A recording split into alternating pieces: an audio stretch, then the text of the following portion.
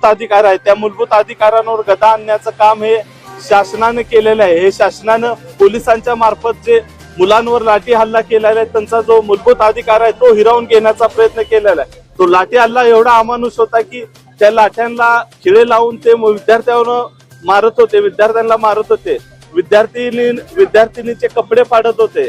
या सर्व गोष्टीला जबाबदारी स्वीकारून या देशाचे पंतप्रधान नैतिक जबाबदारी स्वीकारून देशाचे पंतप्रधान नरेंद्र मोदी यांनी राजीनामा द्यावा। चीफ जस्टिस वर बोलायचं होतं या चीफ जस्टिस जय भीम। जय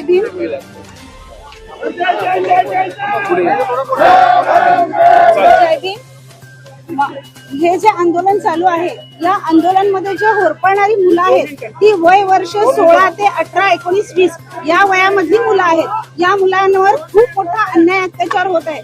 जे वय शिक्षणाचं आहे, शिक्षण घेऊन पुढे जाण्याचं आहे, हे आपल्या देशाचं करिअर घडवणारा आणि भवितव्य घडवणारी ही मुलं आहेत। तुम्ही त्यांच्याबरोबर असं राजकारण करू नये। यामध्ये मी स्वतःही एक पीडित आहे। माझा मुलगा अतिशय चांगला स्कोर घेतो तरी सुद्धा त्याला नीट द्यावं लागतं। हे अतिशय दुःखद गोष्ट आहे।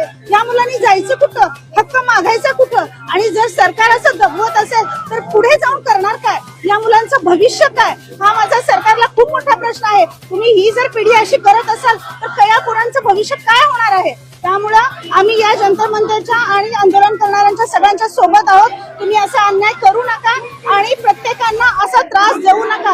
यामध्ये प्रत्येक क्षेत्रातल्या व्यक्तींनी उतरायला हवं आणि सरकारचा विरोध करायला पाहिजे। धन्यवाद। जय भीम। मंडळींनी अशी पण भावना व्यक्त केली, आमची ही मुलं आम्ही त्या आंदोलनामध्ये आमची मुलं पाहतोय। Yes. आई म्हणून सुद्धा तुम्ही काय सांगाल? या भूमिकेमध्ये मी असं सांगेन की आमची मुलं ही स्वतःच्या कष्टावर शिकलेल्या लढाईत लढत आहेत आणि त्या मुलांना तिथं मार बसतोय, त्यांच्यावर अन्याय होतोय, हे करू नका। आमची मुलं स्वतःच्या स्वाभिमानाने आणि स्वावलंबनावर शिकतायत। त्यांना तसं जी मुलं पैसे घेऊन भरतायत त्यांना तुम्ही पुढे करताय आणि स्वाभिमानाने शिकणाऱ्या पोरांना अन्याय अत्याचार करताय, करू नका। ही आई म्हणून मी त्यांना कळकळीने विनंती करते। ओके।